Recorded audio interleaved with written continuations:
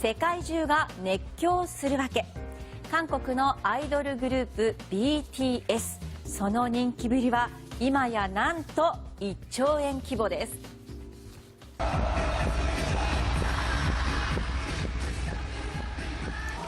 世界中のスタジアムを埋め尽くす観客。その視線の先には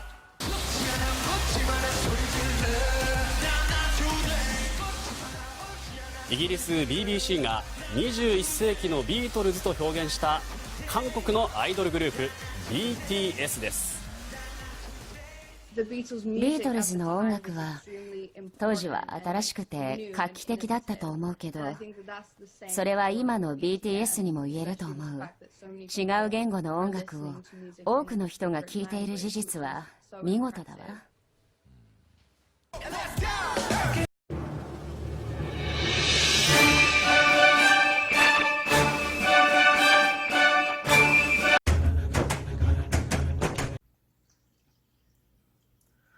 안녕하세요. 정치를 품격 있게 풀어드리는 정치클래스TV의 심상만입니다.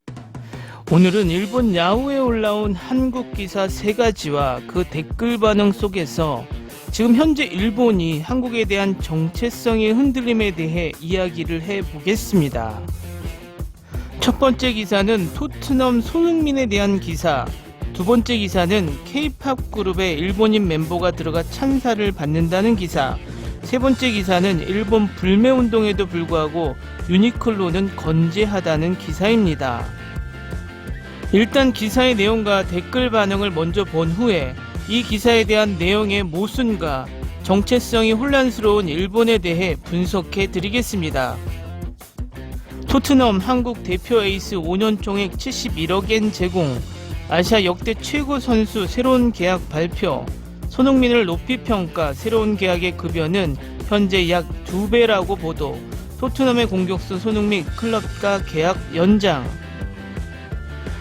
프리미어리그 토트넘은 2023년까지 계약을 체결, 한국 대표 공격수 손흥민에게 새로운 5년 계약을 제안했다고 영국 축구 내부자가 보도했습니다. 급여는 현재 약 2배, 총액 5,200만 파운드의 대형 계약이 될 전망이라고 합니다. 기사에 따르면 손흥민은 현재 계약 연장을 위해 클럽과 협상 중이며 올해 안에 협의에 이를 것으로 예상되고 있습니다. 현재 계약은 2023년까지로 되어 있지만 토트넘은 새로운 5년 계약을 제안했다고 되어 있습니다. 새로운 계약으로 손흥민의 주급은 현재의 2배의 주급 20만 파운드까지 뛰어오를 전망으로 5년 총액 5,200만 파운드, 성과 보수를 포함하면 약 6천만 파운드에 도달할 것으로 알려져 있습니다. 축구 내부자는 토트넘이 거대한 520만 파운드의 새로운 계약을 제안한 것은 토트넘의 다니엘 레비 회장은 올해 1월에 인텔로 이적한 덴마크 대표 미드필더 크리스티안 에릭센처럼 스타를 저렴하게 보내는 사태는 피하고 싶다고 생각하기 때문에 손흥민과 재계약 체결에 대한 빠른 손짓을 하는 것 같습니다. 이제 잉글랜드 대표 공격수 해리케인과 대등한 중심 선수가 된 한국 대표 에이스와의 계약 연장은 팀의 우선순위로 보도되고 있습니다.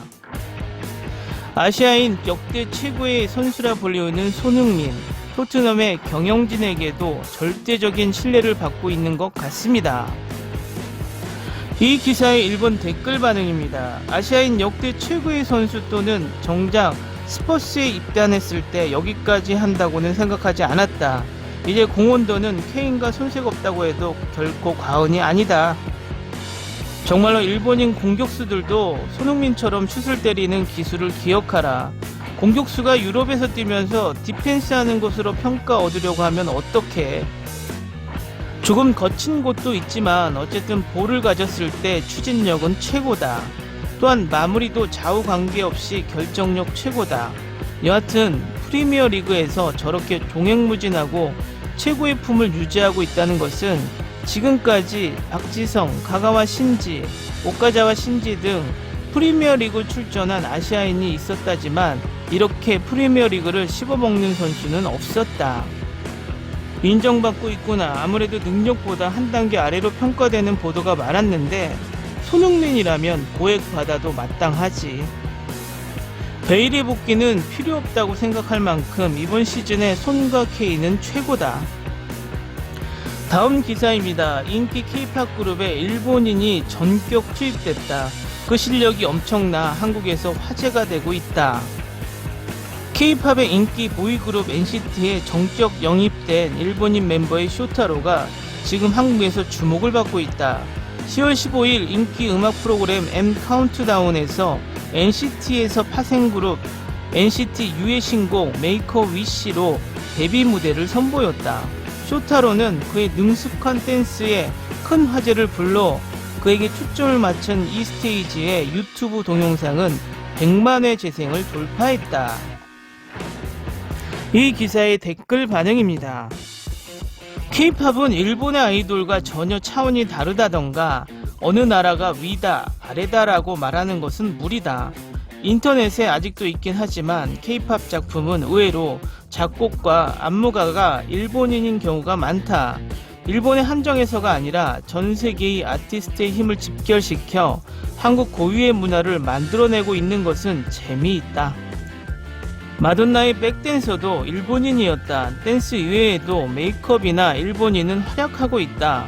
일본 자니스에도 여러 그룹이 있지만 세계 전력화되어 있지 않다. 한국은 영어, 일본어, 중국어, 베트남어, 태국어와 같은 여러 언어도 공부하고 있기 때문에 인사 정도는 모두 기억한다. 외국인도 그룹에 넣고 있다. 그러면 언어도 기억하기 쉽다. 거기에서 인기도 나온다. 일본의 유이박람회 탤런트 양성산업은 일정한 성공을 했기 때문에 이제는 진짜와 인류가 활약할 수 있는 시장을 창출해 주었으면 한다. 두 가지 모두 가지고 있는 것이 일본 스타일에 좋으니까. 재능 있는 젊은이들이 한국에 점점 빠져나가고 있는 이 상황, 핵심은 실력 중시와 세계 진출이다라고. 재능 있는 젊은이로부터 일본의 음악계는 버림을 받기 시작했다라고 생각해도 좋다. 남아있는 것은 실력도 없는데 무리한 무리가 대부분. 생각하면 슬프다. 다음은 일본 불매운동에도 한국에서 유니클로는 1위다라는 기사입니다. 한국의 일본 불매에도 꿈쩍하지 않는 의식주 일본의 톱 브랜드. 지난해부터 한국에서 자꾸 어필하는 일본 불매, 청와대 등 그 효과를 주장하지만 아이러니하게도 일본 의존 실태가 계속되어 왔다. 불매운동에도 꿈쩍하지 않는 일본 브랜드를 소개하자. FRL 코리아가 운영하는 한국 유니클로는 2020년 8월에 10개의 점포를 폐점한 반면 9월에는 부산에 한 곳을 개점하고 10월 7일에도 서울 근교 경기도 안성의 대형 쇼핑몰 스타필드 안성에 출점하는 등 올해 들어 4개 점포를 새로 개점했다.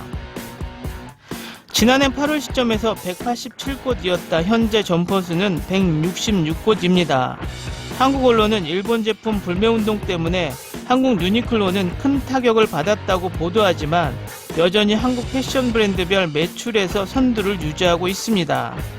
한국 유니클로를 운영하는 FRL 코리아는 2018년의 매출은 1조 4,188억 원에서 2019년은 31% 감소한 9,749억 원까지 매출이 감소. 자매 브랜드 지유는 철수에 몰렸습니다. 이 기사의 댓글 반응입니다. 그만큼 일본의 문화가 침투하고 있는 것입니다. 아니, 지금의 의식주의 기본을 만드는 것이 이곳의 선인이니까 더 이상 감각으로 분리할 수 있을 뿐 아니라 알면 알수록 희소성을 느끼고 더욱 중요해져 버리는 것입니다. 그러나 저쪽이 그토록 불매를 말하는데 왜 아직도 판매를 해야 하는 것일까요?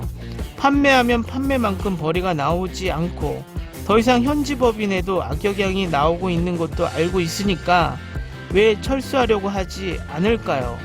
점차 철수는 진행되고 있는 것 같습니다만 아직도 남고자 하는 기업의 생각을 모르겠네요. 진용공의 자산 현금화가 실행되면 일본에서는 일본이 노코리아에서 금융 일본 기업의 철퇴, 경제 난민 수용을 중지, 비자 검토하고 부품의 수출 중단하십시오. 일본 정부에 기대하고 있습니다. 꿈쩍도 하지 않은 회사도 모든 직원을 해고하고 철수하는 것이 좋다고 생각한다. 대사관, 영사관의 흉악한 행동을 보면 어느 기업이나 당하는 것이 자명합니다. 한국에서 일본 제품을 모두 철거하면 틀림없이 나라가 멸망이네요. 반대로 일본에서 한국 제품을 없애도 그다지 영향을 받지 않습니다. 재미있기 때문에 한국에는 꼭 정부 주도로 실행해 주었으면 한다. 할 수 없지만 국민이 그 사실을 모르고 있는데 한심함을 느낀다. 세 가지 기사와 댓글 반응을 잘 보셨나요? 첫 번째 손흥민 기사에서는 이젠 인정할 수밖에 없는 손흥민에 대해서는 한국인이라서 비판하는 댓글이 하나도 없습니다. 모두가 인정하는 것을 부인하거나 폄하할 수 없을 정도의 경지까지 간 것 같습니다. 두 번째, 한국 K-POP 그룹에 일본인 멤버가 들어가서 찬사를 받았다. 가장 최근에 BTS 주가가 떨어졌다고 K-POP은 거품이다라고 기사를 올리면서도 K-POP 그룹에 일본인 멤버가 들어가서 잘하고 있다는 게 엄청난 뿌듯함인가 봅니다. 이게 바로 일본의 속마음을 숨기는 혼내가 들어가 있는 기사입니다. 세 번째 기사는 읽다가 너무 웃었습니다. 기사 제목은 유니클로가 한국에서 건재하다란 제목이지만 실질적으로 기사 내용은 매출 감소, 영업 부진입니다. 애써 제목으로는 이기고 싶지만 내용에선 거짓말을 하지 못하니 내용은 진실을 썼습니다. 그런데 댓글 반응은 제목에 집중해서 댓글을 쓰고 있습니다. 제가 이 세 가지 기사를 보면서 느낀 것은 한국의 포털에는 일본에 대한 기사는 정치 이슈를 빼고는 거의 전무합니다. 그런데 일본의 야후의 메인 기사들은 한국 포털인지 일본 포털인지 구분이 가지 않을 정도로 한국에 대한 관심을 과다하게 보이고 있습니다. 결국 한국의 관심은 세계로 뻗고 있지만 일본의 관심은 한국에 쏠려 있다는 것이죠. 한국의 고유어에 시나브로라는 말이 있습니다. 자신도 모르는 사이에 조금씩 한국의 스포츠, K-POP 등 한국 문화에 빠져 있다는 것입니다. 오늘은 여기까지 하겠습니다. 오늘도 강화된 사회적 거리두기 꼭 실천합시다. 여러분의 구독과 좋아요는 저에게 큰 힘이 됩니다. 항상 시청해 주셔서 고맙습니다.